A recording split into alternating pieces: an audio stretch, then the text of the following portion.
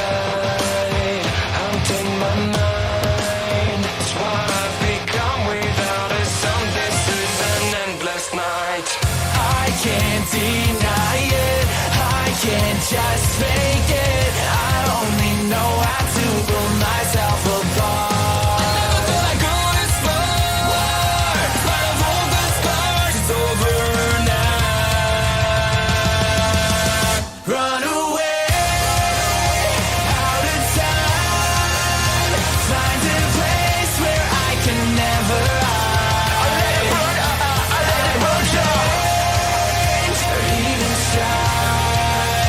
Let it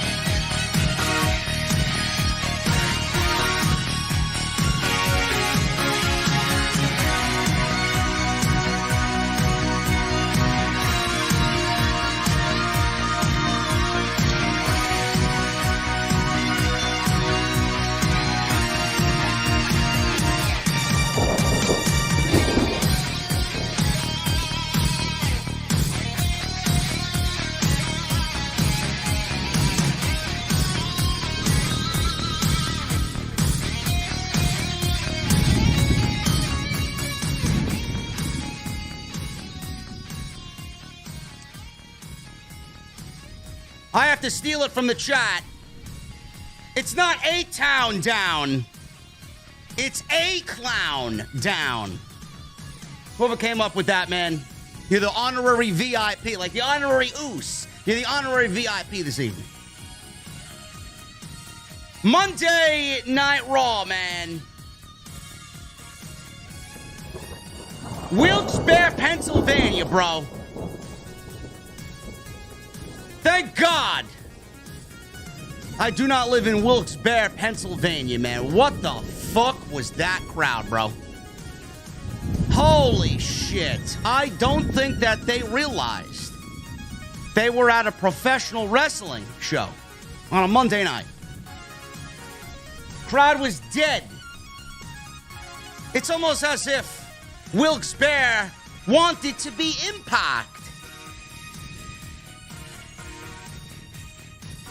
Austin Theory cashes in his Money in the Bank contract for a world title. Nah. He cashed it in for the United States Championship. Now, I know a lot of people are like, why? He's a loser. This all may be correct.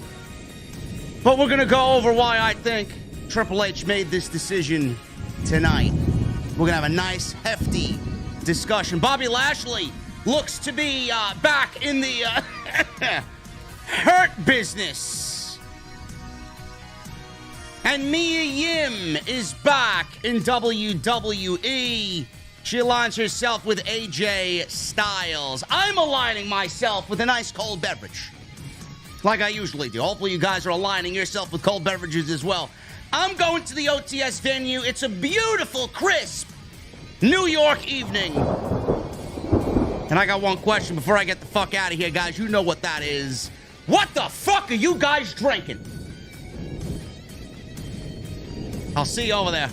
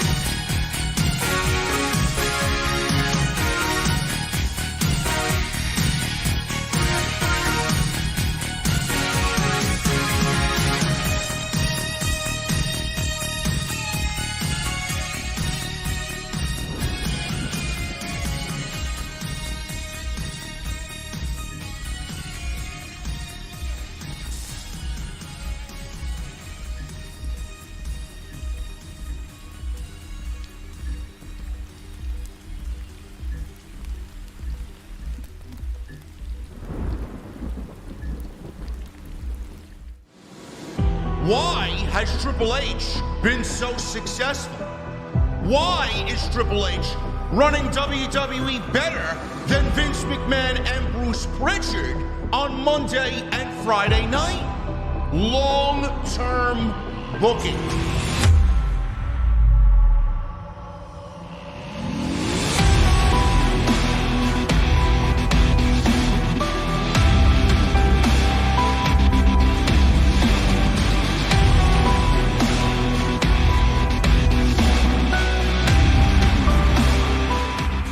What is going on, guys? Thank you so very much for joining me right here on Off the Script. This is your Monday Night Raw post show for November 7th, 2022. I am your host, JD from New York, as always, coming to you live from the OTS venue. Thank you guys so very much for joining me on your Monday evenings, wherever you may be. We got a lot to discuss tonight, man. We got a lot to discuss tonight. Couple of newsworthy things happened on Monday Night Raw tonight. And we might as well we might as well address the big elephant in the room, and that is the Austin Theory foolish decision to cash in the Money in the Bank briefcase on not Roman Reigns. He didn't cash in on Roman Reigns, man. He cashed in on a Universal title. He didn't cash in on a world title. Austin Theory cashed in on a mid-card title. He cashed in on the WWE United States Championship held by Seth Rollins. Why did WWE make this decision this evening? It's a very simple one, folks. There's a couple of different ways to attack this, but the answer is very simple. Roman Reigns is not losing the championship. It could have been anybody. Could have been Rollins, who it should have been. Rollins should have been the Money in the Bank briefcase holder. A lot of these decisions probably would not have happened if Vince McMahon went with the right man in July. That man was Seth Rollins. I don't care what you think or what you say. Seth Rollins should have won the WWE Money in the Bank briefcase. He should be, right now, still holding it. If Seth Rollins was the briefcase holder, if Seth Rollins was Mr. Money in the Bank, he would not have been cashing in on a United States Championship. Seth Rollins would not have been losing the WWE Money in the Bank briefcase. Cashing it in for the U.S. title insults my intelligence. It insults everybody else's intelligence. Because out of everybody in that company, you don't think that Triple H realizes the value and the career-altering situation that it is for somebody to hold a Money in the Bank briefcase. Triple H did what he did tonight to undo the wrong. Austin Theory was not cashing in against Roman Reigns. Austin Theory was never going to be a world champion right now. And Triple H is now correcting the wrongs. Do I like it? I don't like it. I don't. But I do like it at the same time. Because I realize that we're beating around the bush here. We all know that Austin Theory needed to have that briefcase taken away from him. Goodbye. So now it's done. Vince McMahon thought he was smart. Vince McMahon wanted to be like, ha-ha, in July at Money in the Bank. Ha-ha, you thought Rollins was going to win. Ha-ha, my guy. I put him in there in the last minute. He wrestled a total of 90 seconds. And then he wins the briefcase. They had no fucking plan for Austin Theory. None. They gave the briefcase to somebody that they had absolutely no fucking plan for. And because Vince McMahon, every time he looked at Austin Theory, got a raging fucking boner. I do not make my creative decisions based off a 77-year-old guy who gets raging boners by looking at young 24-year-olds. We all knew it sucked then. We all knew it didn't make sense then. We were all angry at it then. And now, we're finally cleaning up the fucking mess that scumbag started in the first place. The best thing about it is Bruce is still there to see everything that he's, yeah, that's a great decision, Vince. I love that, Vince. Can I suck your dick, Vince? Everything that he knew didn't make any sense, but his life fucking depended on it. Yes. He's still there to see everything go up in flames. Now, as a viewer, as a fan, that makes me incredibly happy to know that he's there and he's seeing everything just change right before his very eyes. He was once a part of all of these things that didn't make sense, and now he is probably having a fucking stroke. He's having heart palpitation. Oh, I can't take all this logic, Paul. Please, you're killing me. Austin Theory was never going to win the Universal or WWE Championships. How's that? Vince McMahon did one thing. Triple H is changing it. This was a hard reset of the Money in the Bank briefcase. That's all it was. That's all it was. We got rid of all the illogical garbage, and now Money in the Bank is free. Money in the Bank is free. You don't need to look at Money in the Bank anymore. Money in the Bank will be back at WrestleMania, hopefully, keeping my fingers crossed. Women's match on Saturday, men's match on Sunday, qualifying matches during Raw and SmackDown in the weeks leading to WrestleMania. 6 women, 6 men, and we get it back where it all started. That's what this move was done for tonight. Austin Theory. You know, I see a lot of people saying, Austin Theory's buried. Austin Theory is buried. Some people are saying he's joining the Wyatt Six. I don't know where the fuck you guys are getting that from. Austin Theory may look to be buried. It seems very grim for Austin Theory. But there's no doubt in my mind that Triple H thinks Austin Theory is a fucking stud. Triple H and his team originally hired Austin Theory. Vince McMahon misdirecting Austin Theory is now in the let's get this guy back on track phase. This was a hard reset, not only for the Money in the Bank briefcase. This was a hard reset for Austin Theory. Good. Guy lost every fucking match. Guy's great. Maybe he needs a gimmick change. Maybe he needs to come back with a different attitude. Maybe Triple H thinks he's not ready yet. He's ready, but he's not ready for a world title. Nobody thought he was ready for a world title. If you did, Jesus fucking Christ, man, maybe you should go sit at that dinner table with Vince McMahon and this unidentified woman. You guys see that Vince McMahon photo floating around on social media? The guy looks like fucking death. He looks like he had his soul ripped from his body. Good. This is a good move for Austin Theory. It does insult the viewer's intelligence, though, but I think once we get a grip on what Triple H is really doing here, we get a grasp on what Triple H is really doing here, I don't think anybody's going to really have a fucking problem with what happened here tonight. Plus, it made Seth Rollins look like a goddamn savage. He got beat up by Bobby Lashley tonight. He retained the title in a fucking cash-in because Austin Theory wanted to be a blithering idiot, and then he lost anyway. Goodbye. Goodbye. He'll come back bigger, stronger, and a little bit more focused under the Triple H administration because Vince McMahon, all he's seen in Austin Theory was a six-pack ab and a fucking handsome face, and then in his $20,000 suit, pinching a fucking tent in Gorilla every time the guy was on TV. We don't need none of that happening. Vince McMahon fucked up. Triple H is fixing the problem. That's all it is. So again, I say this was a hard reset of the Money in the Bank briefcase.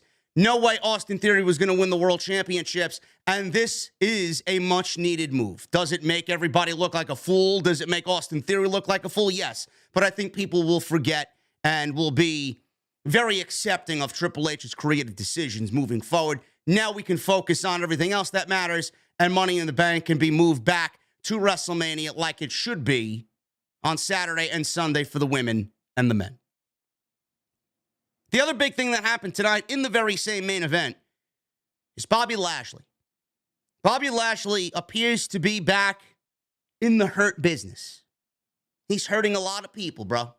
He hurt Austin Theory tonight. He hurt Seth Rollins. He hurt Brock Lesnar in Saudi Arabia at Crown Jewel. There are rumors going around that Bobby Lashley, well, it's not really rumors. Bobby Lashley's basically putting it out there. The hurt business will be back together. The hurt business will be back together. Give me time. I will get them back together. It's happening. Now, I don't know if this is Bobby Lashley babyface or Bobby Lashley heel, but Bobby Lashley is looking pretty damn good out there. He has looked good, no matter where he's been. He turned babyface, he looked good. Before that, he was a heel, he looked dominant.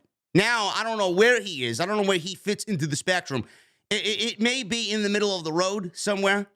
People were obviously cheering for him because everybody loves some fucking chaos.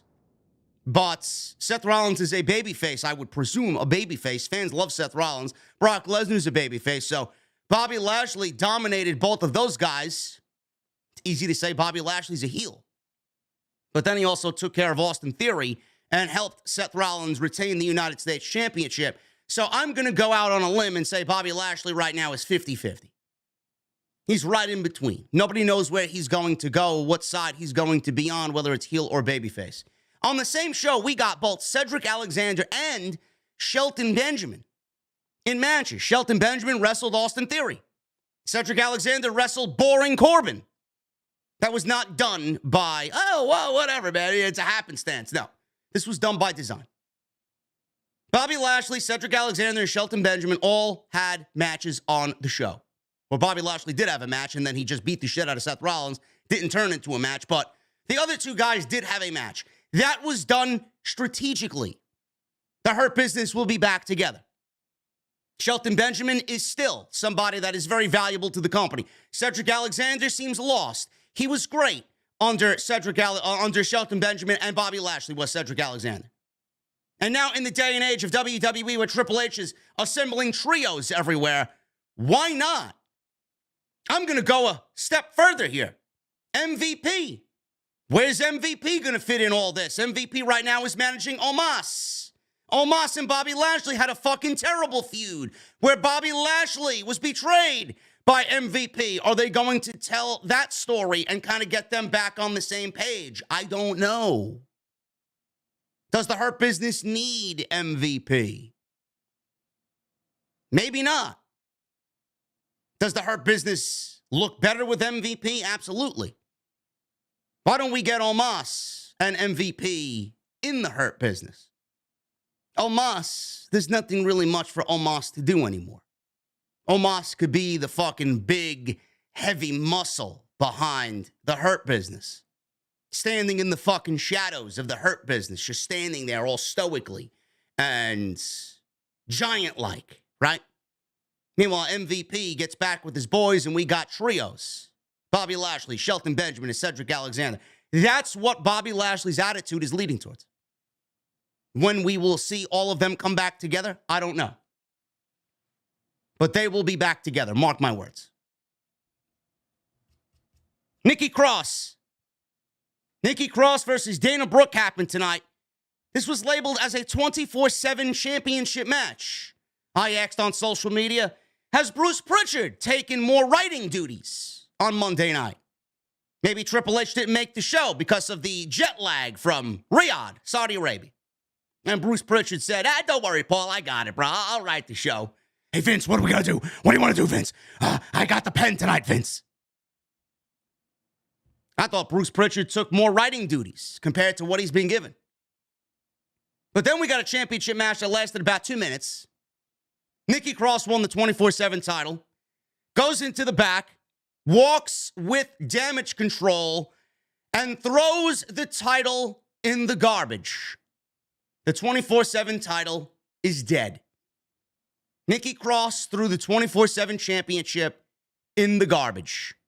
So not only on a show where we got Triple H changing a creative decision with Austin Theory being given the Money in the Bank briefcase by the old administration, he now went ahead and took what was the comedy title of all of the industry, something that Vince and Bruce got a ha over while nobody else was laughing. They weren't laughing with them, they were laughing at them. He's taken the 24/7 title and has thrown it in the trash. She is really now Nikki trash. I think Nikki Cross is now my favorite female on the entire roster just based on what she did this evening. The 24/7 title is dead, and rightfully so. Good. I hope to God we never see it ever again. And people are clamoring. Dana Brooke, of all people, is like, I want to trade this in and make a women's intercontinental title.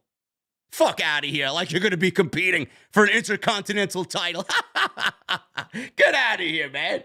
Nobody wants to see you on TV. There's barely any fucking titles going around that mean anything in the women's division, let alone a fucking intercontinental title. The tag team titles don't even mean anything. You want more titles. What a dumb fucking take. 24/7 title is dead. Goodbye. It will not be missed. Mia Yim. That was the other big thing that happened tonight. Mia Yim made her way back to the WWE after rumors and innuendo and speculation. by all the check marks. Mia Yim is back in WWE. To little to no reaction. It seems like she has taken whatever reaction that she got over on Impact and brought it over to WWE. Not really a good look. Nobody wants to hear Impact on Monday night. But that's what happened. The Impact winds of silence blew into Wilkes-Barre, Pennsylvania, courtesy of Mia Yim. She's back. Triple H is bolstering the roster, the women's division specifically. This is not going to be the last of the ladies that return. I'm assuming we'll get Chelsea Green. She's downplaying the rumors now. I'm assuming we'll get Tegan Nox.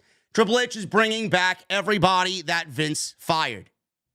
And Vince fired them. Vince fired them specifically because they were associated with Paul Levesque. Mia Yim, nobody knows who the fuck Mia Yim is. Mia Yim was in a mask. Mia Yim was in Retribution. Nobody knows who the fuck Mia Yim is on the main roster. Did she even get a main roster match? I don't even remember. She may have gotten one. Maybe. And then she was put in a mask and put in a group that was the laughingstock of the industry. So, of course, she comes in. She aligns herself with AJ. Nobody knows who the fuck she is. She's now the Rhea Ripley answer, right? The Rhea Ripley problem solver. And now she's back in WWE. It's a good pickup. I like Mia Yim. But this is just another name that's brought back that Triple H really needs to take and hone and put out there and get the casual audience, the main roster audience, used to. There's way too many women on this roster right now where we just get this vibe of who? Huh? What? Who's that? Silence. Way too many women on this roster that just get no reaction whatsoever. Mia Yim got no reaction tonight. Barely any. Candice LeRae got no reaction when she came back a few weeks ago. Same thing's going to happen when Chelsea Green makes her way back to the WWE and Tegan Nox comes back to the WWE. It happened to Emma. Who? Maybe people remembered, oh, yeah, I know who she is after a little bit of thinking about who it is, but WWE is going to have a very difficult time getting everybody on the same page here and get those reactions that these women need. But she's back. So it's looking like we're going to get a mixed tag team Survivor Series match of some sort at War Games. So we'll see what happens there, but Mia Yim is back in the WWE. All in all, this Monday Night Raw was very, very weak, very lackluster. We did get a War Games announcement. The women's War Games match was officially announced and given a graphic. There is slots to fill in. Right now, it's just Bianca, Asuka, and Alexa with 2 open spots on their team. And Damage Control with Nikki Cross. Nikki Cross is going to be in War Games. I did not think that was going to be. I thought she was going to be an outside party. So here we are. Nikki Cross is in War Games, which could be a good thing. That could absolutely be a benefit to her and fix her after years and years and years of just shit booking. Let her go crazy inside War Games. I like that idea. But there are 3 spots open. 1 for Damage Control and 2 for Bianca's team. And we don't know who's going to fill those slots. So only time will tell on that. Very lackluster show tonight. This show had no energy at all thanks to the fucking funeral-like crowd in Wilkes-Barre, Pennsylvania, where they're thinking about tipping cow instead of watching a pro wrestling show. I think most of these people forgot that they were at a pro wrestling show on a Monday night. If you're going to go out and take your family out to the fucking WWE show on Monday night, I expect you to make some fucking noise. I don't expect you to sit there thinking about fucking, whatever the fuck you people do out in Wilkes-Barre, Pennsylvania. Give me a fucking break with this shit. What a lame fucking crowd. I would put it on the fucking calendar never to visit Wilkes-Barre, Pennsylvania ever again. After what I heard tonight. We'll go over the show.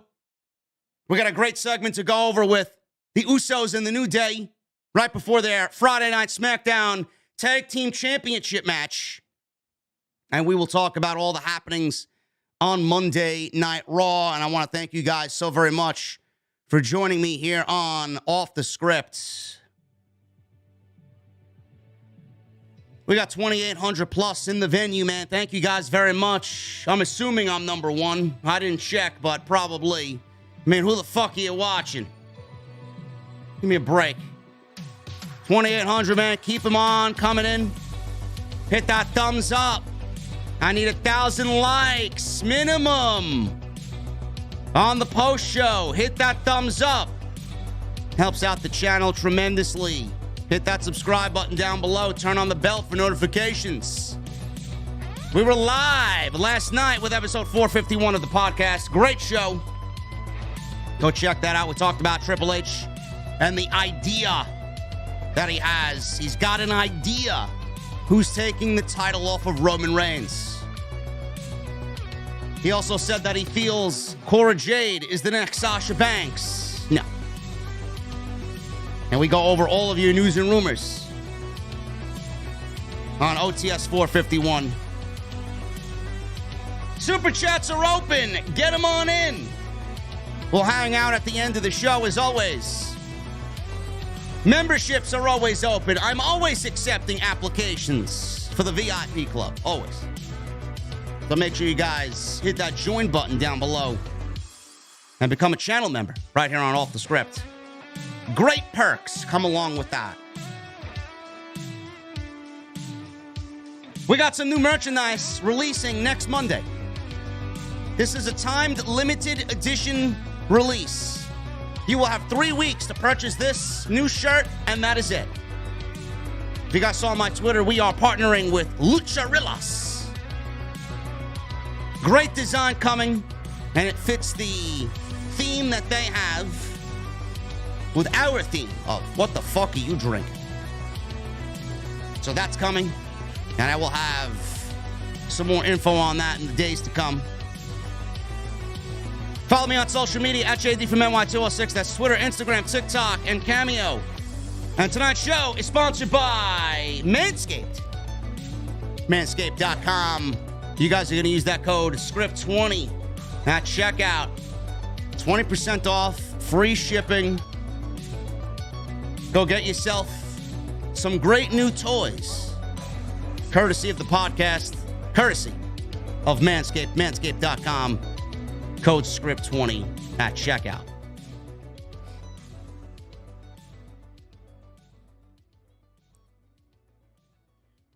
We're going to get into the Monday Night Raw show right now. Let me get my iPad out here. We are going to start at the top. The Usos. The Usos and Solo Sikoa make their way to the ring. There is no Sami Zayn this evening. Crowd was chanting for Sami. Sami was not there. Sami took the entire week off. Sami's home recuperating. Sami is at home being Usi. We'll see Sami on Friday night. The Usos, they made their way to the ring. Kevin Patrick still sucks, by the way. He's not getting better. He's awful. I don't know what's going to happen and who's going to finally have that light bulb go off in their head about Kevin Patrick. The guy sucks. The guy is just insufferable to look. He is not exciting at all. You would think now after 5 weeks that we would get him a little bit better and him a little bit more at ease doing the play-by-play commentary. The guy still sucks. So stop asking me to give him time. I've seen enough.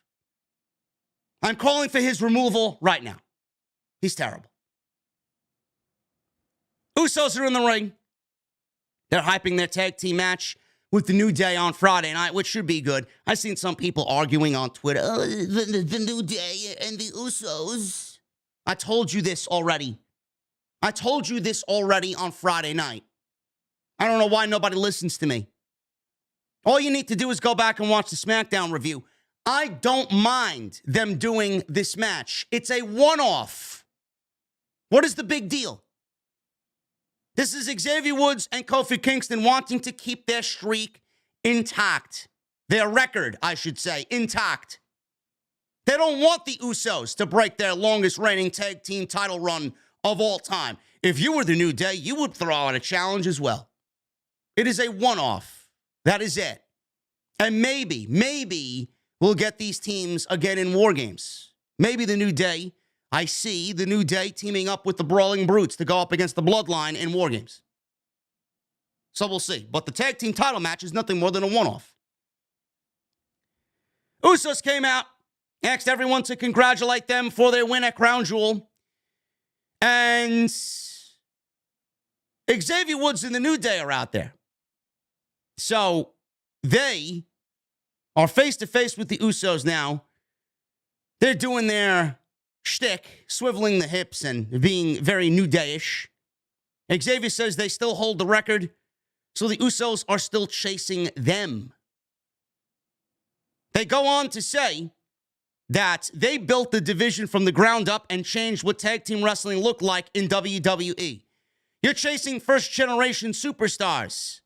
He said the Usos were coddled and given chances based on what family members did before them, whereas they built their legacy off of their own backs. Jimmy says they don't know the pressure they've been under to succeed coming from the family that they've come from. Xavier says they put together the most important three-man group to ever step foot in wrestling, and we got booed for it. He told them not to dare talk to them about pressure. Xavier said the fans chanting New Day rocks know the pressure they faced and turned them into diamonds. Kofi says they don't understand what the record tag team title reign means to them. This represents a time when we were saddled with being positivity preaching preachers. Nobody should have been able to overcome that, but we did. He went on to pretty much scold the Usos, telling them that they suck. People told them that they suck. He says they elevated the Usos so they won't forfeit the record to them after the Usos says that they should forfeit the record to the Usos in the Bloodline. All of a sudden, they were interviewed. All four of these guys were interviewed by Matt Riddle. He comes out with his fucking bongos. He comes out with his bongs. Riddle said he and Elias are forming a band. Jay told Riddle to shut up. I'm glad somebody in the ring said what everybody at home was thinking. Riddle told him to calm down because he likes to sit back, relax, and hit the bong. What are we, 5? He pointed at the bongo drums around his neck and asked Xavier and Kofi to hit the bong. They both obliged. He then invited Solo to hit his bong. Solo did nothing. I guess Solo doesn't like to puff the magic dragon. Solo didn't react. Riddle says, okay, Solo, he's the strong and silent type. I get it. Riddle got to Jimmy. Jimmy, would you like to hit my bong? Jimmy obliged, and he played the bongo. And then he went on his own little fucking bongo parade. And then Matt Riddle's like, whoa. You know the rules, man. Pat, pass. So he then turned to Jay and said, Sammy says he hasn't been all that oozy lately. We got a nice little oozy chant, barely, from Wilkes-Barre, Pennsylvania, barely in Wilkes-Barre. Riddle then proposed a 6-man tag team match, and that was basically the way Monday Night Raw opened up. The crowd absolutely killed this segment. The crowd absolutely killed this segment. They did not react. They did not make any noise at all for anything that the Usos and the New Day were going back and forth on. Yeah, this was a semi-serious promo. This was probably one of the more serious New Day segments that they've done in a very long time. And everybody just sat there as if they were in church listening to the fucking priest give mass. The Usos spoke, and they barely even reacted to the Usos. Again, I ask for everybody that was at the show, what the fuck are you doing there? You're two of the greatest tag teams in all of wrestling in the ring, and there's no reaction whatsoever. I thought the segment was going really, really good. That's the type of shit you want going into Friday, which, again, is a one-off. I don't know why anybody is upset with a tag team title match happening on TV Friday that is merely a one-off. It's not like we're getting a 6-week fucking build for the tag team titles with the New Day and the Usos. Calm down. The crowd absolutely killed this segment. The crowd killed this segment, and then Matt Riddle killed this segment as well. I don't know what we're doing with Matt Riddle, but Matt Riddle needs to get away from this fucking Elias garbage. Matt Riddle needs to get away from this comedy garbage. Matt Riddle is so beneath this shit. He really is.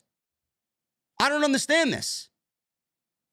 Matt Riddle should be a semi-serious fucking character after coming out of the Seth Rollins feud. This is the best that they have for Matt Riddle? How can anybody sit there and watch this shit unfold and say, yeah, that's the best we got for Matt Riddle? Matt Riddle looked the best he's ever looked in that feud with Seth Rollins. He wrestled great. He sounded great. The intensity was back. I don't get it. Now he's back teaming with somebody that is as dull as fucking dishwater in Elias. And he's going to start a band and he's got bongos. Because he's playing the bong because he likes to smoke weed. Thank you, Bruce. Thank you. I didn't know we were back in fucking preschool all over again with the fucking immature jokes. We've been around this fucking bend 1,000 fucking times already, Bruce. I get it. Matt Riddle likes to smoke the bong. I get it. It's not funny anymore. We need to move Matt Riddle on from this shit, or Randy Orton needs to come back and he needs to fucking inject some life into Matt Riddle because this shit fucking sucks. Randy Orton coming back, turning heel on Matt Riddle, giving us that fucking go for the jugular MMA fucking fierce while also being semi-funny Matt Riddle. That's the Matt Riddle we want, not this shit. He's beneath this shit. It's garbage. We got this 6-man tag. The Usos and Solo Sikoa versus Riddle and the New Day. Again, this was merely done to sell their tag team title match on Friday Night SmackDown. New Day was beat up. Matt Riddle was beat up. Bloodline mostly had control through all of this match. Kingston gave Sikoa a tornado DDT. Riddle got a hot tag about halfway through, not even halfway through this thing, about, 14, 15 minutes into this thing, Riddle finally comes in. Riddle handed out suplexes and strikes and sentons, all his typical offense, to both Jimmy and Jey Uso before he hit Jey with a power bomb and then a jumping knee strike. Goes for a cover, gets a 2 count. Jey came back with a super kick. Neck breaker followed. He goes for a cover, he gets a 2. Riddle caught Jey in a triangle, but Jimmy had tagged himself in, hit a splash. Woods broke up the cover and pulled Sikoa out of the ring. Solo chucked Woods over the announce table, blocked a Kingston dive, and tossed him into the steel steps. Riddle's on the apron. He wiped out Sikoa with a kick and a dive before Jimmy hit Riddle with a suicide dive of his own. Riddle caught Jimmy with a draping DDT back in the ring and an RKO, but he did not see Solo Sikoa make a blind tag. He gave Riddle a spinning solo after he took out Jimmy Uso. Spinning solo, 1, 2, 3, and that was it. The ending of this match was decent. Other than that, it was a very, very stereotypical 6-man tag with basically the Usos and the New Day selling their tag team title match on Friday night. And that was it. And Matt Riddle was in there because he has a little bit of a history with the bloodline. And that's that. It was fine. Crowd killed it. Matt Riddle killed the opening segment. Crowd killed the opening segment. Decent 6-man tag. Not really the hottest of starts for Monday Night Raw at all. We go from that to even something worse. JBL. JBL's in the middle of the ring. He called all the fans in Wilkes-Barre, Pennsylvania, snowflakes. He made fun about the Phillies losing the World Series to his Houston Astros. And he told all of the woke asses in there to put your hands together as he introduced the man who's going to change the wrestling industry. The wrestling god, Baron Corbin. This shit is channel-changing garbage. Baron Corbin is somehow more boring and worthless, even more worthless than what he was doing with Madcap Moss. I really don't understand what we are doing with Baron Corbin. First of all, there's not a single fucking soul who watches this show who thinks Baron Corbin's going to be the savior of the industry and he's a wrestling god. Yeah, I get it. JBL's being a heel and he's supposed to fucking emit that type of reaction from you. I get it. But it insults my intelligence because I don't listen to that and then look at Corbin and think and see and realize what he's talking about. Baron Corbin is the fucking human bottle of NyQuil that we all knew he was. Even more so with JBL. This shit sucks.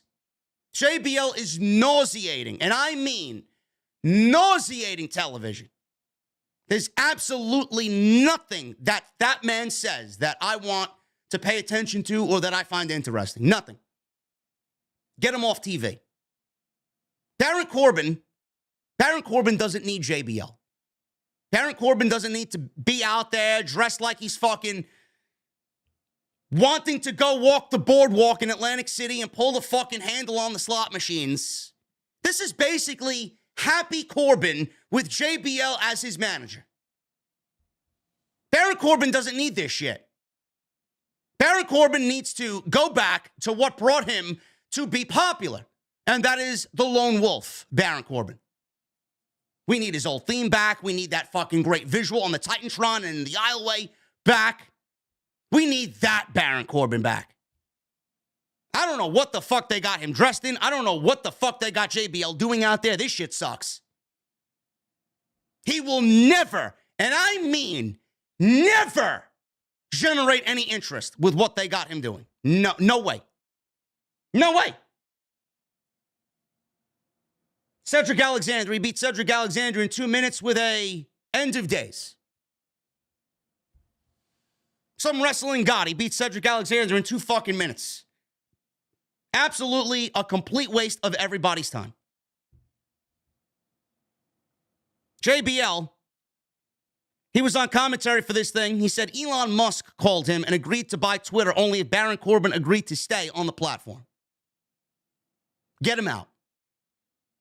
Get this guy off my television. Complete garbage was this entire segment. Seth Rollins. That was all of hour one, by the way. Awful hour one. Seth Rollins. We start hour two. He comes out. He threw out an open challenge for the United States Championship. Out comes Judgment Day. The one thing about this crowd was that they were so fucking silent, I was jamming out to The Other Side by Alter Bridge. Heard it clearly, man. Heard every fucking word. Judgment Day's out there. Who's going to answer the open challenge? Is it Judgment Day? Is it Finn Balor? Is it Rhea Ripley? Finn Balor got in the ring, face-to-face with Seth. He says Seth cost him a title many years ago. So now he wants revenge. The OC then came out. AJ Styles told Balor that the issue between them is far from over. Balor said the only thing standing in that ring right now that is over is the Judgment Day. I don't think anything is over in Wilkes-Barre, Pennsylvania. So the OC and the club is old news. It's not really wrong about that. Styles said, what's wrong is that it's been the 3 of them against 4 members of the Judgment Day with Rhea Ripley included. He says they are looking for someone to take care of their Rhea Ripley problem. Ripley said that's because nobody likes them. Styles said that person found them. And they looked for somebody, but he realized it wasn't going to work out that way. This individual found the OC. This individual found AJ Styles.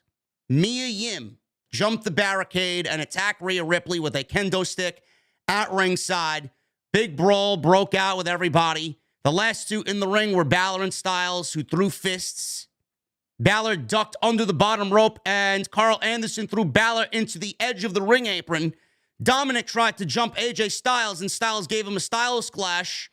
The OC and Mia Yim stand tall as she sits or kneels on one knee with a kendo stick in hand. She is now a temporary member of the OC with AJ Styles, Carl Anderson, and Luke Gallows. This is a good move. I have no problem with Mia Yim joining the OC. I have no problem with Mia Yim joining AJ Styles. No problem at all. I think Mia Yim is a great Rhea Ripley problem solver. But Triple H again has, and I get it, this situation obviously called for somebody to present themselves and kind of get the sneak attack and kind of get the jump on Judgment Day. And I knew you had to kind of introduce whoever this was going to be in the manner in which they did tonight. But man, oh man, that makes now Candice LeRae, Dakota Kai, and Mia Yim, and Emma, women that have come back that have previously been terminated in WWE. 4 women that were terminated by WWE, Vince McMahon, coming back to little or no reaction at all. The vibe that I got was, who? All you saw was blue hair. Oh, yeah, that's, oh, yeah, I remember her. Nobody's going to remember who Mia Yim was because Mia Yim was under a fucking mask for months. All we know of Mia Yim is that she has blue hair. So while this makes sense and while this is a good move, Triple H and his team are going to have a very difficult time trying to sell us on Mia Yim. Well, listen, we're all sold on Mia Yim. We're a very different demographic, a very different audience. Wilkes-Barre, Pennsylvania had no fucking clue who Mia Yim was. So he's going to have to do a lot, not only with Mia Yim, but with everybody that he plans on bringing back and has brought back already and rebuilding them, because the damage that has been done to all of these women, specifically Mia Yim, that is damage that is not going to be fixed overnight. What they did to that woman was absolutely deplorable. It was inexcusable. And then they ended up letting her go because they got bored with their fucking creative vision and realized, hey, we don't need this anymore. We just might as well get rid of all of them. The damage was done. The damage was done to Dakota, released. The damage was done to Emma, released. Candice LeRae, she actually walked away from WWE and had her contract expire, but nobody realized who she was when she made her debut on the main roster. She never even had a main roster match. It's going to take a little bit of time, a lot of bit of time, actually, to get people caught up on who she is and how good she is and what value she's going to bring to the main roster. It's not going to happen overnight. All that I heard tonight was Mia Yim coming into WWE with the winds of silence that she brought from the Impact Zone. And nobody wants to sound like the Impact Zone. Let me tell you.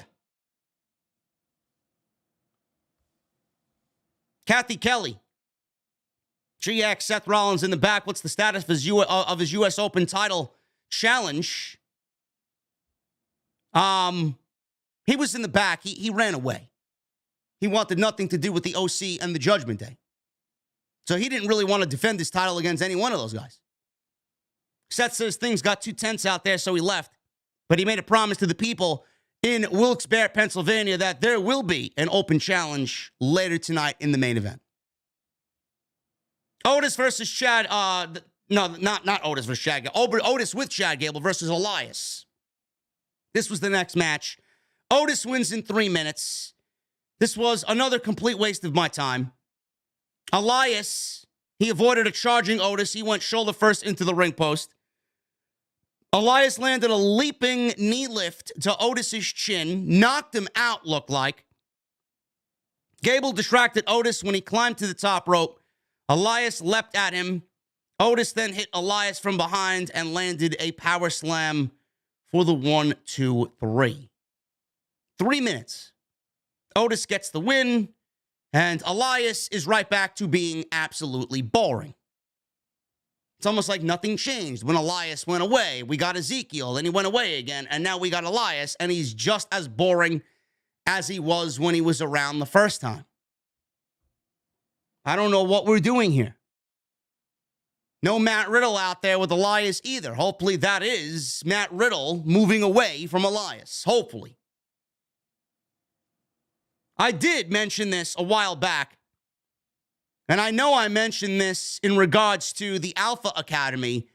Triple H is getting trios back together all over the place, man. How soon before Triple H brings back Tucker Knight and pairs him with Alpha Academy? I think that would be great. We got Heavy Machinery back together with Chad Gable. We're going to get trios all over the place, man. Why the fuck not? That was another dumb-headed, fucking dumbass creative decision done by the old administration to break up Heavy Machinery and do absolutely nothing with either one of them. They never even should have been broken up to begin with. I'd absolutely go out and enlist Tucker Knight, bring him back. That would be great. Hopefully that does happen. And I could see it happening, getting Heavy Machinery back together. Chad Gable's fucking great. But I think Chad Gable as a singles would be even better. Do you want to keep him in Alpha Academy for the rest of his career, or do you want to see that guy be a breakout guy in WWE? I'd love to see that. Meanwhile, you give Otis his tag team partner back, and we get Heavy Machinery back together because I loved both of them together. Byron Saxton interviewed Judgment Day in the back. He said the OC seemed to have discovered a solution to the Rhea Ripley problem. Balor and Priest disagreed they solved anything. Dominic says they didn't find someone who can take on Ripley. Ripley said she got this. She said, bring on Mia Yim and the whole army, but she doesn't care. She then told Saxton to get out of her face. The camera followed Judgment Day as they walked down the hallway, and Bianca Belair. Judgment Day walked off into the distance. Rhea Ripley stood back as she came across Bianca Belair in the back. And Bianca Belair crossed paths with Rhea Ripley. Ripley looked at her and said, champ. And Belair kept smiling and kept walking away. What did I say during my Crown Jewel post show?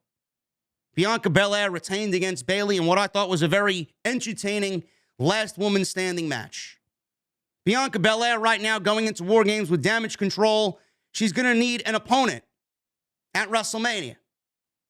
That opponent should come in the form of Rhea Ripley and absolutely nobody else.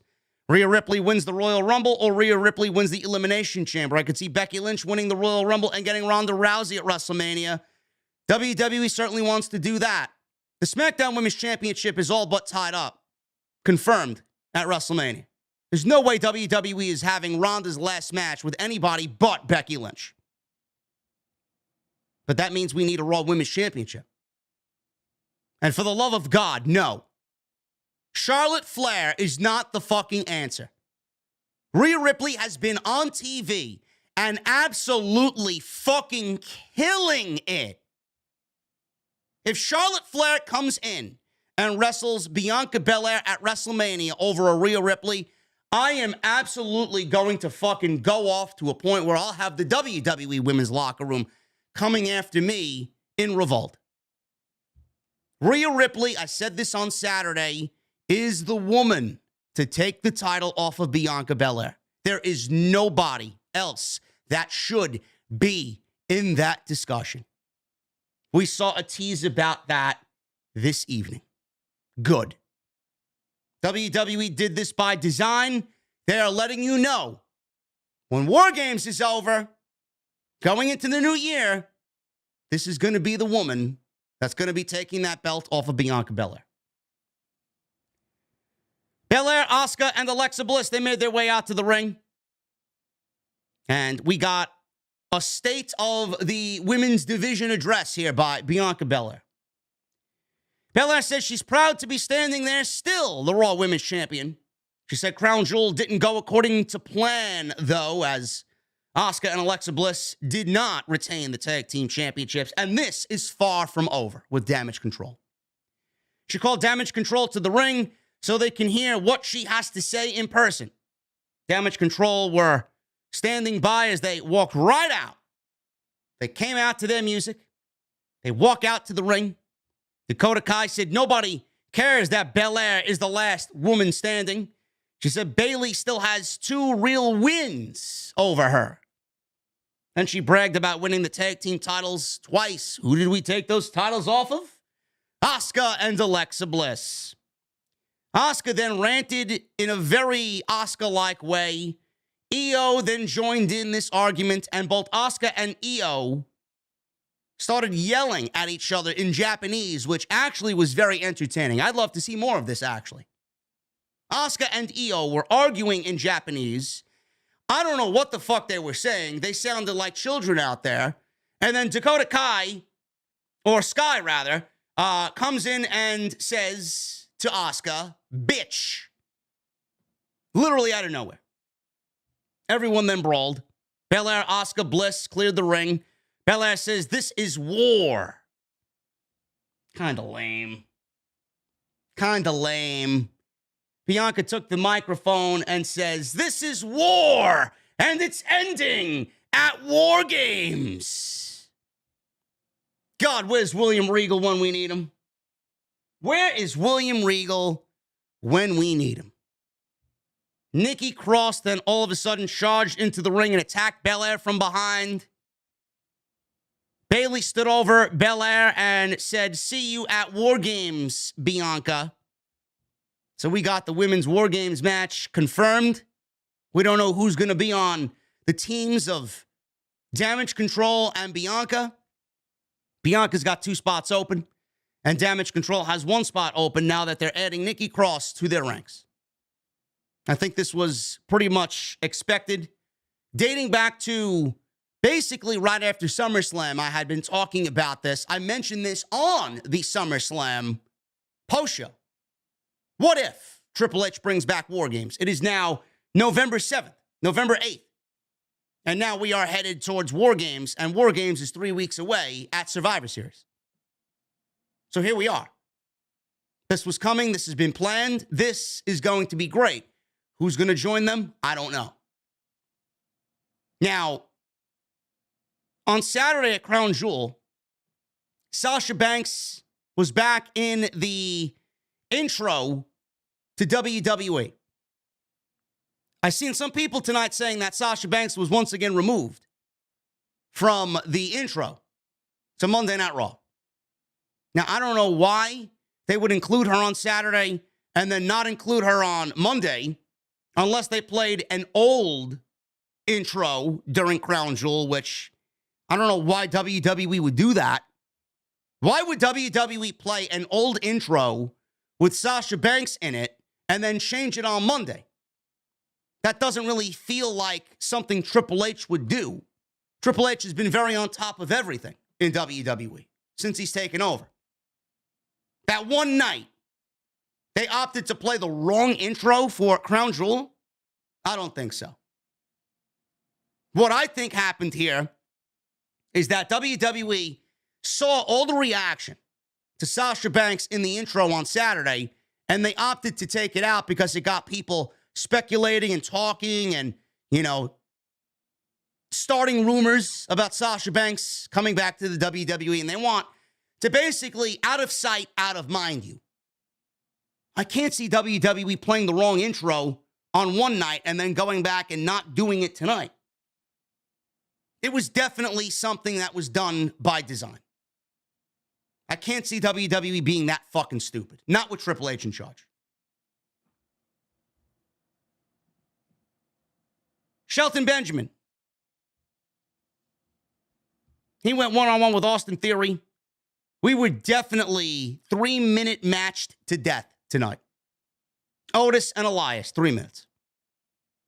Shelton Benjamin and Austin Theory, 3 minutes. Cedric Alexander and Baron Corbin, 2 minutes. Austin Theory wins in 3 minutes. Shelton applied an ankle lock, couple of minutes in, delivered a German suplex for a quick 2 count. Theory raked Shelton's eyes, hit him with the A-Clown down for the 1-2-3. Theory got a win over somebody that hasn't been on TV in many weeks. Good for him. Miz, he came out, and Miz wanted to speak honestly and open to everybody. He says he can confirm that Gargano's interview last week with Byron Saxton was completely false and a blatant smear job. He called it doctored footage and a deep fake. He says he can't stand that he has to defend himself against these false allegations. He says even his father believes Johnny Gargano. He says his agent's phone won't stop ringing, though. He said a big Hollywood producer wants to tell his story the right way, but it'll take time because they want to create a buzz for a possible Oscar. He says he's talked with his lawyers about starting a defamation lawsuit. All of a sudden, he's interrupted by Johnny Gargano. As Johnny Gargano walked out, he's out there with a whistle around his neck. Got some Johnny wrestling chants, but not really, because Wilkes-Barre, Pennsylvania was barely alive on this Monday night. And he said because of that, he cannot, in good conscience, start this match without telling the truth about something that he did. So Johnny Gargano's about to admit something that he potentially did wrong here. He says he needs to blow the whistle on himself. He blew the whistle. He says when he did the Byron interview, he hoped the public would shame The Miz and he'd tell the truth and finally pay Dexter. He says that didn't happen, so he realized he needed stronger evidence against The Miz. He says he needed evidence, so he did something deceitful to get this evidence. He said that big movie producer that The Miz was talking to, he had dinner with them, and in fact, The Miz sat down with this person thinking that it was a movie producer, but it was actually a private investigator. So Johnny Gargano paid a private investigator to go and squeeze out evidence from The Miz, pretending to be a movie producer. Miz started to look worried in the ring. Gargano says she wore a hidden camera, and he has the footage. So we see the footage. He held up a remote control, pointed it at the Titantron. The video played. The woman told The Miz he'd be a mastermind if he could produce a story as juicy as his and Dexter's. Miz X, to speak off the record, he says anything he says at this table must stay between them. She promised it would. Miz said everything Gargano says is true. Miz admitted he paid Dexter. Miz says he saw a chance to boost his career, and his agent's phone keeps ringing. He says he stopped paying Dexter because he's crazy and out of control. He said police were talking about arresting Dexter. Miz says the project went under, so Dexter didn't get paid. He said Dexter should be thanking him for the notoriety because he was doing nothing months ago. They cut to The Miz in the ring, who was very upset at all of this as he was watching all of this right on the Titantron. And that was basically what started the match. At least we're getting answers, right? At least we're getting answers to everything that we were given over the last 7, 8, 9, 10 weeks of Dexter Lumis and The Miz. We didn't get anything. And now the last 2 weeks, we got everything. Am I interested in it? No, I'm not. I think it's well past this expiration date. I don't give a fuck. I find it to be fucking boring and disinteresting. And all I see is Johnny Gargano meddling with a fucking whistle in a feud with The Miz, while he should be doing something a little bit more Johnny Wrestling-esque. He's feuding with the fucking Miz. I'm not into it. I'm not into it. I'm sorry. I don't care. It started off cool. It started off interesting. It started off, oh shit, Dexter Lumis is back. And now we're just going into cheesy, lame territory with The Miz. I don't care. I don't care. But one thing I could say, hey, it's long-term booking. It's LTB. Is it good LTB? No, it's not. And I still stand behind what I said last week. I feel like with the injury to Tommaso Ciampa, I feel like we were given a new direction in whatever is going on here, because it was Ciampa and The Miz, and now it's Gargano and The Miz. All I know is when Ciampa comes back, I need DIY back together. That's what I need. This shit sucks. Not interested in it whatsoever. Hour 3. The Miz versus Johnny Gargano. This was the longest match of the entire night.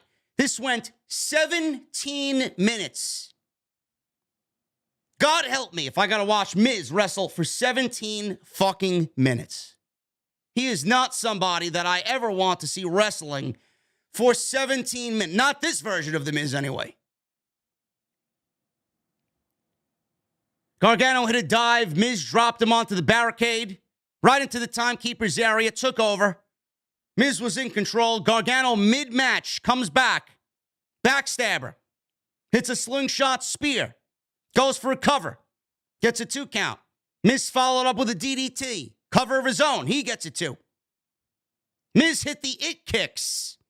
Gargano ducked the last it kick. Hit an enziguri. Gargano tried for the sleeper hold.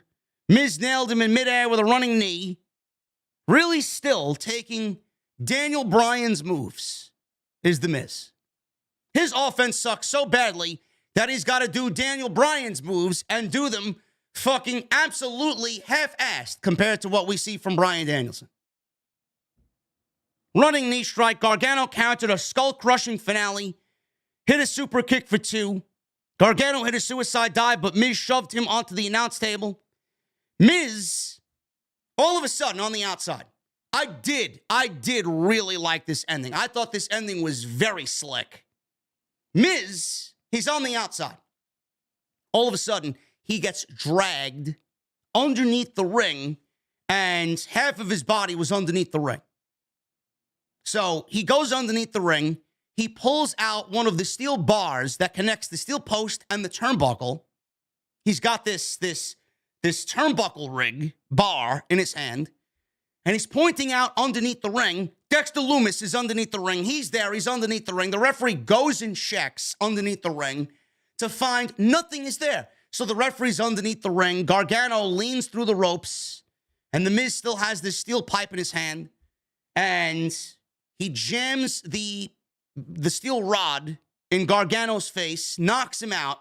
Referee doesn't see it.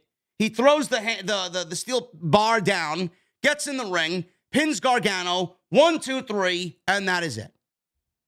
The Miz beats Johnny Gargano after a very mid-match with a very slick and cool ending.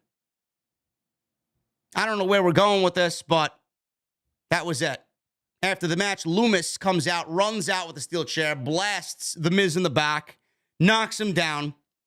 Security, he sat there in the chair admiring The Miz and admiring the work that he did. All of a sudden, security ran out. 2 security guards came out. Lumis bolted for the barricade, jumped over the barricade, ran through the crowd into the back, and that was the last we've seen of Dexter Lumis. I don't know, man. I'm not really enjoying whatever Johnny Gargano and The Miz are doing on Monday Night Raw. It just feels, A, like it's overstayed its welcome, and B, it's just feeling very flat. And The Miz, man, I cannot watch them. Of all the fucking people you have on this show, you put The Miz in a 17-minute match? The Miz is one of the worst offensive wrestlers in all of the industry. And we have to watch him wrestle for 15, 16, 17 minutes. Miz wins. Dakota Kai. She's with Bayley and Io backstage. Nikki is backstage as well. So they're happy that Nikki is on their side. Dakota says they want her on their team at Survivor Series. Nikki paced back and forth, and she was very wound up. Unhinged is Nikki Cross. Bayley told Nikki to let loose tonight against Dana Brooke. Nikki laughed, ha ha ha ha ha ha. Time to play, ha ha ha ha ha. Sky, she was very pleased to see Nikki so unhinged before her match with Dana Brooke. Dana Brooke versus Nikki Cross, 2 minutes. This match was actually for the 24/7 championship. Nikki Cross won basically with a swinging neck breaker, and that's all she wrote. And she wins the 24/7 championship. Nikki Cross continuing to act like her old self, the old sanity. Nikki Cross, she didn't even bother grabbing the title after the match was over. Bayley grabbed it for Nikki Cross and placed it on her shoulder because Bayley was out there doing commentary for this match.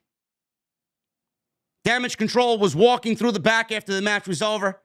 Title was still draped over Nikki Cross's shoulder. She was staring off into fucking God knows what. She walks past a trash pail and dumps the 24/7 title, or at least tries to dump the 24/7 title in the trash, misses it completely. But at least she attempted. But from what we gather, Nikki Cross dumped the 24/7 championship in the fucking garbage. I have been asking for this to happen since the title was created. And we finally got our dreams come true. My favorite new female wrestler on the roster is Nikki Cross. Just because of what she did this evening. The 24/7 title is dead. Good. Byron Saxton. He interviewed Mia Yim and the OC in the back. Byron says it appears the OC has finally solved their Rhea Ripley problem. AJ Styles says it feels good. Anderson says they needed the toughest woman in the building. Yim says that was just a sample of what she's going to do. Luke Gallows says they like to celebrate later. Mia says it's all on her. Mia Yim is buying several cold beverages for my guys in the OC. Good. Styles warned her that they have a high tolerance. Uh-oh. That'd be pretty fucking cool, man, to drink with Carl Anderson and Luke Gallows, man. I'd love to see what type of tolerance these guys got, man. Go out on the night, drink some whiskey. Mia Yim's buying several cold beverages this evening. Seth Rollins, he made his ring entrance again. He says he made a promise to the fans, and he intends to keep it. He said this month marks 10 years of Seth Rollins in WWE. We got fans singing the chant to Seth's theme with a thank you, Seth chant. Feels like this crowd was fucking at a funeral. I guess they were still upset over the Phillies losing to the Houston Astros. Wake up! Wilkes barely alive! Pennsylvania. So before he beat Bobby Lashley a few weeks ago, it had been far too long since he held gold in WWE. He said in a few short weeks, he's made the U.S. title the title to have on Monday Night Raw. Oh, I don't know about that there, Rollins. You're great, bro. I don't know about that, though, at all. He warned whoever answered this challenge to be ready for a fight. All of a sudden, we see Mustafa Ali. He appeared on the big screen. The crowd somehow suddenly seemed more deflated than they were before this. I'm expecting Carmelo Hayes or somebody from NXT. Mustafa Ali shows up on the Titantron. Jesus fucking Christ, man. Let me go get ready for my live stream this evening. Nothing to see here. Someone all of a sudden yanked Ali out of the camera angle, beat him down off the side. Bobby Lashley entered the picture and says he made Brock Lesnar pay by whipping his ass all over the ring at Crown Jewel, and he's going to go to the ring and take his title back next. Ali then attacked Lashley again, jumping on him. Lashley threw him against a production crate and took out Ali once and for all. So the beatdown by Lashley on Ali looked very good. So we got Bobby Lashley going out there, and he is going to answer the open challenge of Seth Rollins for the United States Championship. We go to commercial break. We come back from commercial break. Lashley had beat up Seth Rollins before the bell and threw him around ringside before the bell was even rung. He took Rollins and rammed him rib first into the ring post. And Lashley threw the lid off the announce desk and choke slammed. I guess he gave him a dominator or something along those. I think it was a urinage or a choke slam of some sort through the commentary table. Table destroyed.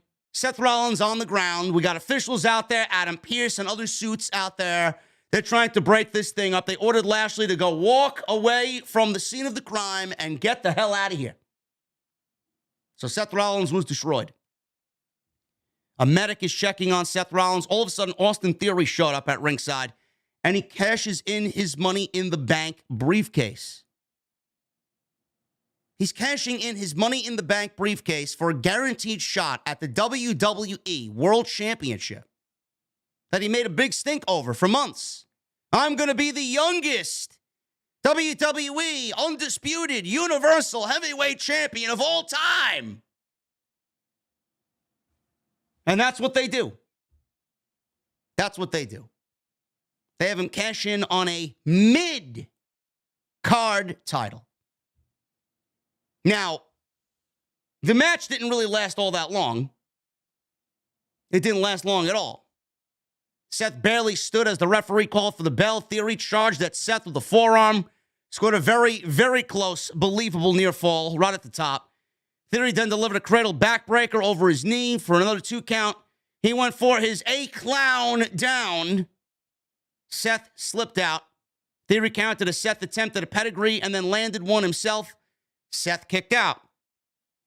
Seth backdropped a charging Austin Theory over the top rope to ringside. Seth caught Theory midair and powerbombed him. He then landed a super kick and a hard forearm to the back of Theory's neck. Theory caught a charging Seth with a sudden A-clown down. Lashley, all of a sudden, is back out there. He yanked the ref out from underneath the bottom rope, routed a 2 count. Theory yelled at Lashley that he ruined his match, ruined it from winning the United States Championship. He called Lashley an idiot. His life flashed before his eyes at that point. Lashley yanked Theory to the floor, pummeled him on the outside. Lashley rammed Theory ribs first into the ring post twice. He then slammed Theory onto the announce desk and left. Referee began counting him out. Theory beat the 10 count right at a 9. Seth landed his stomp immediately when Theory got back in the ring. 1, 2, 3. And Seth Rollins regains the United States Championship. And Austin Theory loses his Money in the Bank briefcase. We talked about this earlier in the show. And for anybody that didn't tune in to the beginning of the stream, I'm going to quickly go over this again right now for you, just to fill you in on what I thought. Austin Theory was never going to win the World Championship. Was there a better way for WWE to go about doing this? Yes. I would have rather seen Austin Theory cash in the... This is where WWE fucked up, okay? I'm going to go all the way back to Money in the Bank.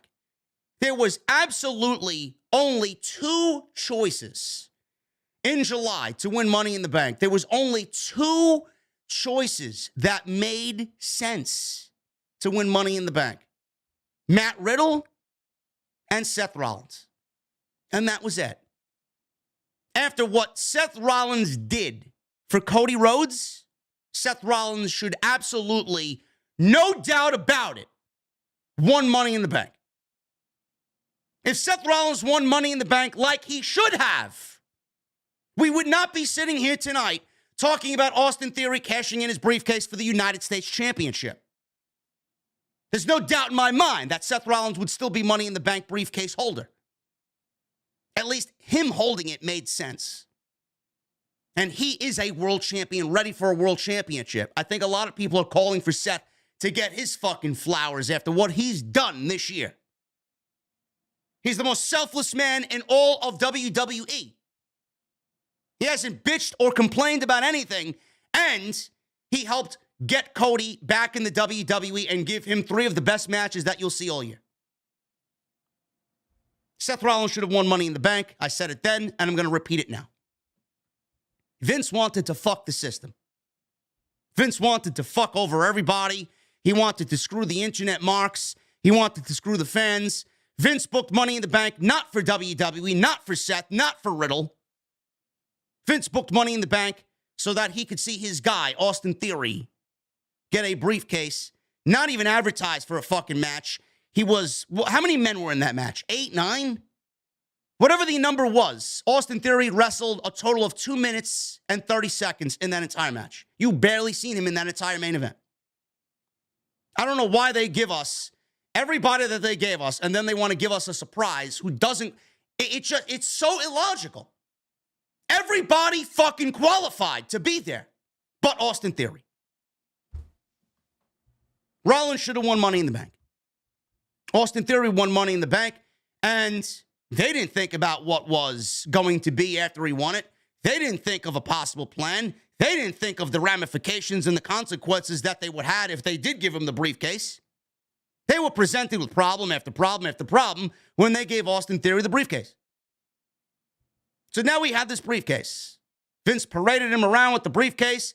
Vince was removed from power. Triple H took over. And I wouldn't be surprised if Triple H was thinking, well, I don't want him holding the briefcase for all this time. What the fuck do we do? There were rumors going around that Triple H had an idea about possibly having him cash in at the next Money in the Bank pay-per-view, almost like a countdown. Oh, you got 2 hours to cash this in. Oh, you got 1 hour to cash this in. But what good would that do? Because at that point, we may still be looking at Roman Reigns as the world champion. And Austin Theory is not beating Roman Reigns. What they did tonight is tell you that Austin Theory is not going to be a world champion. He was never going to be world champion. Nobody's going to be world champion. Austin Theory's not ready. Nobody's taking the title off of Roman Reigns, and it's not happening. It was never going to happen via Money in the Bank. I would have rather had him go to NXT and cash in on Braun Breaker. That's what I would have done. Cut the fucking lingo out. I'm going to cash in on Roman Reigns, tease Roman, tease the fucking bloodline. I would have never even done that. I would have never even entertained the thought. I would have much rather had him go to NXT and cash in on Braun Breaker, have him win the NXT title, keep him down there, have him get a little taste of a main event here, a main event there, and work with guys down there because he never really should have been pulled from there anyway, even though he's fucking great and does fit on the main roster. Is he ready for the main roster? Is there a spot for him on the main roster? That's up for discussion. But he had the briefcase. We've seen the Money in the Bank briefcase used for NXT championships. So if WWE wanted to do that, I don't know why they didn't cash in on Braun Breaker and have Braun Breaker come up to the main roster while Austin Theory took Braun Breaker's spot down in NXT as the world champion. At least that at that point, it wouldn't have been as insulting. I would have understood that a little bit more than what we got here on the surface with him cashing in for the United States Championship. The United States Championship, no matter what Triple H wants to do with it, is not going to be a championship that's going to be looked at as the title. WWE's presented the Women's Championship more important than the United States Championship, yet we got Austin Theory cashing in on a fucking title that really hasn't been brought back to the spotlight that it should be. It is still a secondary title. It is still a mid-card title. And I highlight the word mid. No matter what Seth has done with it, it's not enough. He hasn't done anything with it. This was a reset. This was Triple H going back and fixing the mistakes that Vince McMahon did, that Bruce Pritchard did. Austin Theory should have never won Money in the Bank. Austin Theory was never going to do anything but lose that title, so why the fuck not? Let's get it off of him. I don't think anybody's going to fucking care. This is going to be a hard reset. Let's get the title on Seth. Let's get the briefcase off of Austin Theory. I don't know what happens to Austin Theory after tonight. But now the Money in the Bank briefcase is no longer an issue, and they don't have to worry about that creatively at all. Triple H wants to start getting all of his eggs ready for WrestleMania season. Before you know it, Survivor Series is the last pay-per-view of the entire year for WWE. Before long, it is going to be Royal Rumble. Triple H wants nothing to do with Money in the Bank. Oh, I got this fucking X Factor here. What the fuck do I do with this shit? He wants nothing but focus for WrestleMania season. He doesn't want anything fucking hindering his decisions. He wants to make decisions, logical ones. He wants to attack. He wants a plan of action for WrestleMania. He doesn't want this fucking goddamn fucking headache, Money in the Bank that Vince McMahon caused, looming over his head during WrestleMania season. Triple H wants to start fresh. As soon as WrestleMania season happens, Triple H is going to be like, all right, Royal Rumble, Chamber, Mania, Money in the Bank at Mania. Triple H is going to crown a Money in the Bank that he sees as the Money in the Bank. That is logical. He's going to crown somebody as Money in the Bank briefcase holder that is going to fit into plans the way he wants. Austin Theory was nothing more than a fucking huge asterisk on WWE's creative sheet in their creative plans. What the fuck do we do? Austin Theory's briefcase was basically WTF. What the fuck? What do we do? I don't mind it. Does it insult our intelligence? Sure. Does it make Austin Theory look like a retard? Yes, it does. My intelligence and Austin Theory is stupid. Dummy in the bank. But at the end of the day, I don't mind it. I don't care. It's stupid, but I don't mind. Because now it's one less headache that he has to deal with and one less headache that we as the fans have to deal with. Nobody believed in Austin Theory, and that's not what you want. You don't want somebody holding something so valuable with the fans thinking he's a loser anyway. He's not beating Roman. So what the fuck is he holding it for? I don't mind it at all. But I would have liked to see him cashing on Braun Breaker. That would have made a lot more sense if they wanted to go and do that. Braun Breaker has overstayed his welcome, too.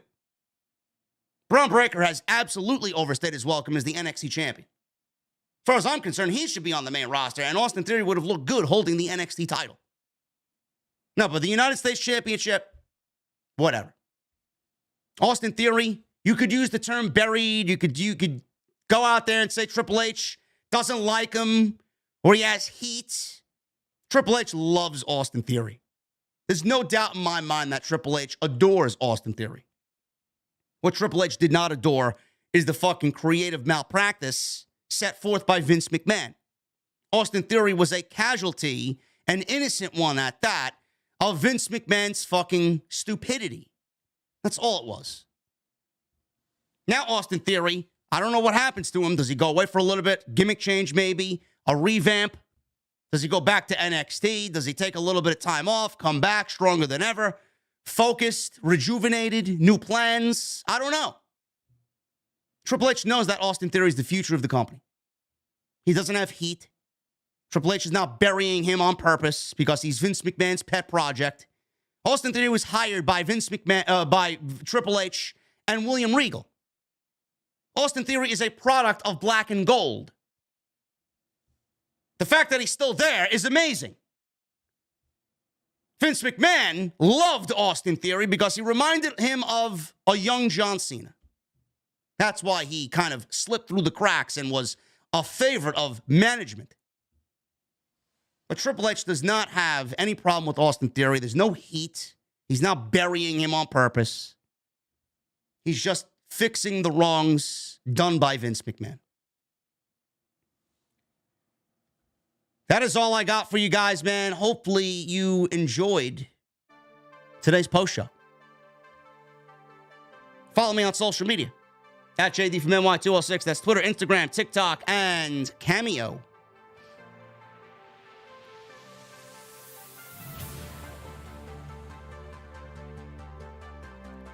Gonna need you guys to hit that thumbs up, man. We need 75 more likes. I need 75 more thumbs up for 1,000, and we hit the minimum. Super chats are open. Get them on in. We're going to hang out at the end of the show, which is coming up. VIPs, I'd love for you to become a VIP right here on the podcast. Become a channel member right here on Off the Script. And today's show is sponsored by my great friends over at Manscaped. Don't wait, guys. Don't wait till your trouser devils are more disorderly than Manchester United. This season, bring your below the waist to the top of the table, head of the table with Manscaped. Use the Lawnmower 4.0 to show off your Modric level ball skills and ensure your member will look good. Man City may have won the cup, but your Man City will be the champion this year when you go to manscaped.com and enter that promo code SCRIPT20 for 20% off and free delivery. Performance package includes the Weed Whacker, the ear and nose hair trimmer. It's great. Obviously, you got the Lawnmower 4.0. It is the greatest ball hair trimmer ever created. Obviously, the Lawnmower 4.0. Ceramic blade. It's got a LED light. Charging function is great. Sits on your bathroom sink in a beautiful presentation. It's going to help with the nicks and cuts. It's going to reduce all that. It's great. The performance package also includes the Crop Reviver and the Crop Reserver. Anti-chafing ball deodorant and ball toner. And plus, you guys are going to get a couple of free gifts, man. The Shed Travel Bag and the Manscaped Briefs.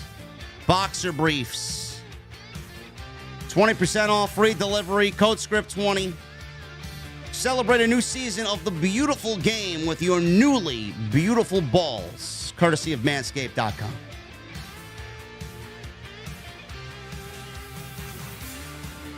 Let's go into the Super Chats, guys. We're going to start off with Joseph Taylor with a $2 Super Chat. JD, should I watch Yellowstone? Is it a good show? Joseph Taylor, it is fucking fantastic. Yes, I highly recommend Yellowstone.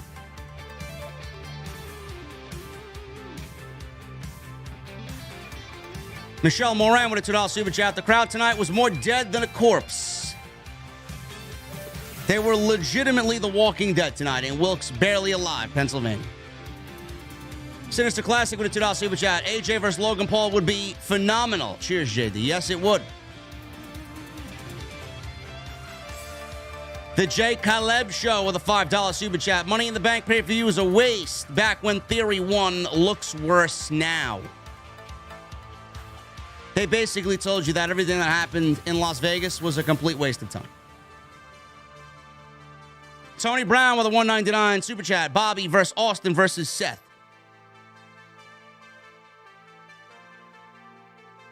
Nah, I'm not interested in any of that, Tony Brown. I'm not interested in any of that whatsoever.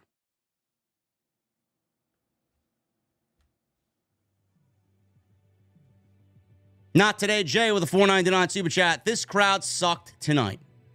They were one of the worst crowds all year. I guess they're still heartbroken over Bryce Harper and their poor Phillies. Oh. Hooligan with a $5 Super Chat. I don't even know why y'all watch Raw anymore. That was for the chat. We know why you watch. Hashtag OTS Bloodline feeling oozy. And we're feeling oozy tonight, Hooligram.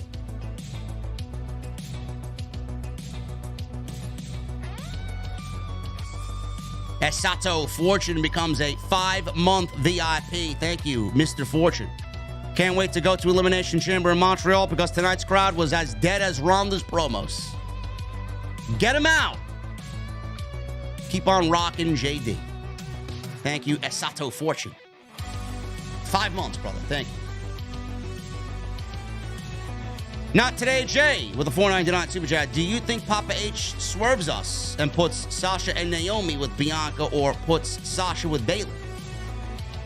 I'm still sticking to my guns, man. Sasha Banks will be at Survivor Series and War Games. We may not be getting Naomi. Naomi may have plans for herself, but Sasha Banks will be back.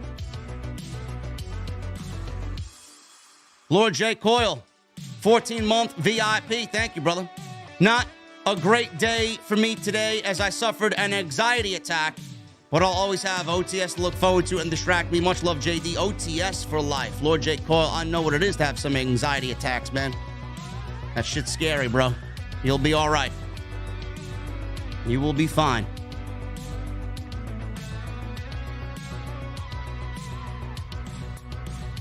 DX Tricksters with a $2 super chat. Rest in peace, Austin Theory. What else can be said? Pure burial. On the surface, I could see why somebody would say that. But I think I did a good job of attacking that this evening. Hopefully I made sense of it for you guys. Grimsley with a $5 super chat. Upset about the Theory cash-in, but I'm more shocked that they gave Tamina the 24/7 title again tonight. Tamina. Gonna play some Overwatch 2. Good night, everybody. The fuck you talk to me? They gave Tamina the 24/7 title? Did Tamina go and pick up the 24/7 title off of the ground when Nikki Cross wanted to throw it in the trash? Grimsley with a $2 super chat. Worse than Corbin cashing in, honestly. At least Corbin cashed in or tried to cash in on a fucking world title.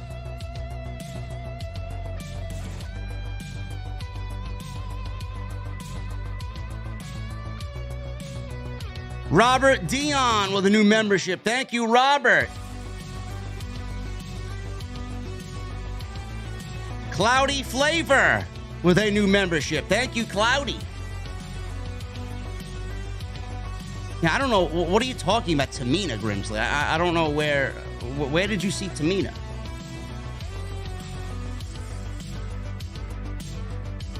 Did you fall asleep during the show, bro? Robert Dion and Cloudy Flavor, thank you so much, guys. Oh, he says Tamina is the trash. Is that what he's saying? Well, maybe he should have elaborated a little bit more. Grimsley, you got to be a little bit more clear, bro. Not today, Jay with a $4.99 super chat. Seth had to be helped to the back by a referee and Corey Graves. That's just Seth Rollins being a consummate professional.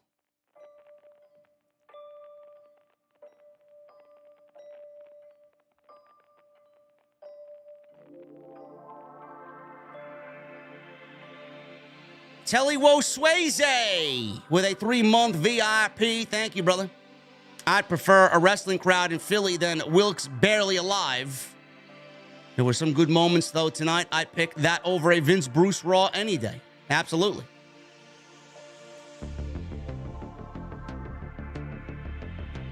Sean Ray J with a $10 super chat. Seth turned babyface, Bobby heel for the Hurt Business. Money in the Bank is free for hopefully Mania. And H is trying to elevate the U.S. title since Roman has the world titles hostage. I don't mind the decisions. It's Triple H's show, and I'm along for the ride, bro. Kingston Stanley with a $20 super chat. I've been on the second shift listening at work, JD. You help me make the nights bearable. Keep giving us the truth, even if it hurts the sheeple's feelings. I prefer bitter truths to sugar-coated lies. Always gonna be a place for truth here, Mr. Stanley. I appreciate you, bro.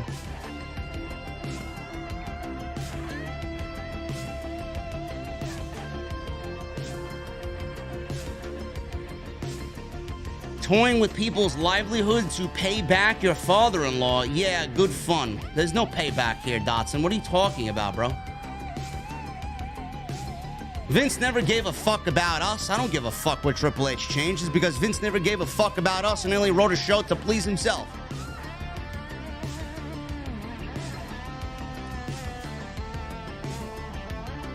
Sean Ray J with a $5 super chat. Bobby attack theory, not for Seth, but for Shelton. I could see it.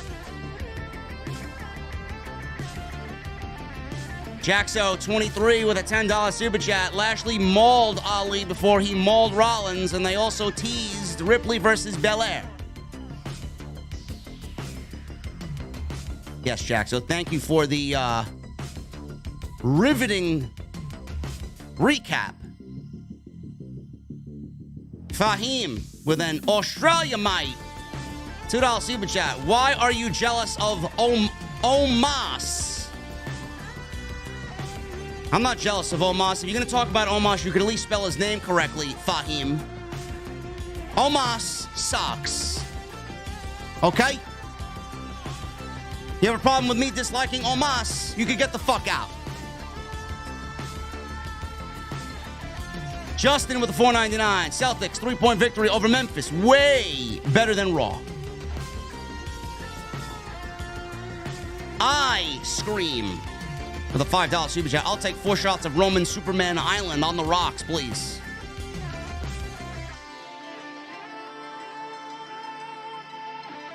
Was it that bad? I scream.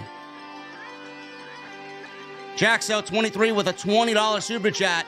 Triple H is waiting for Randy Orton to come back so Riddle and Orton can feud.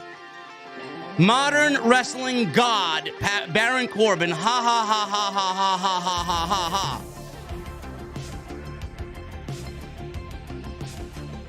Baron Corbin is nowhere in the realm of a wrestling god.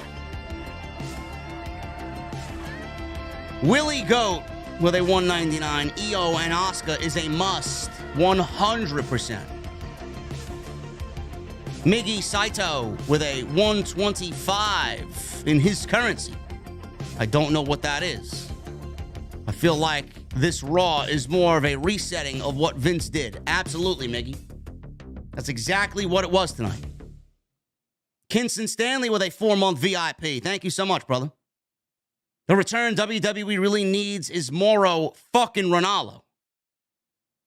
You ain't gonna complain that to me, man. That needs to happen immediately. Kevin Patrick sucks. KJ with a $5 super chat. Thank you for making sense of Austin Theory, JD. The IWC is off the chain tonight. Chris Bell with the 7 months. Thank you, brother. What's up, JD? As of midnight tonight, I turned 20 years old. I just wanted to thank you for everything you've done. Love you, brother. Chris Bell, happy birthday, man. Everybody in the OTS venue, give Chris Bell some birthday cake emojis. Chris, you are not old enough to drink yet, and I don't really advocate for underage drinking. Do we have any non-alcoholic beverages in the venue? I don't know. I don't usually stock non-alcoholic, bro. You got one more year, bro. You come talk to me. We'll give you a nice shot of whiskey, old-fashioned. We'll do it up, okay? Bradley Xavier with an Australia $5 super chat. They should have had Theory not cashing at all. Wait the full year and then pull up the briefcase at WrestleMania in a Money in the Bank ladder match and then lose. Nah, I think him cashing in on Braun Breaker was probably the way to go. Tyler with a $1.99 super chat. Do you see Naomi joining the Bloodline? No. And Cody Snyder with a $5 super chat. I'm really stoked for Thanksgiving week now. All that great food, Survivor Series, your recap show, it's gonna fucking rock. Thank you, Cody. Thank you, guys. I'm about to get out of here, man. Maybe jump on some Modern Warfare 2. I appreciate you guys very much. Thank you for hanging out with me tonight, man. Hopefully I made sense of what happened tonight. I may have to clip that last little 7 or 8 minutes or so and put it on Twitter, just so the geeks get a glimpse of what I'm talking about. Follow me on social media, guys, at JDfromNY206. That's Twitter, Instagram, TikTok, Cameo. Make sure you guys hit that thumbs up, hit that subscribe button, turn on that bell for notifications. Go check out all the content, including last night's episode 451 of Off the Script. Next time you see me live, Wednesday night, in the venue with Jesse, AEW Dynamite. Maybe none of the ladies this week will shit on us.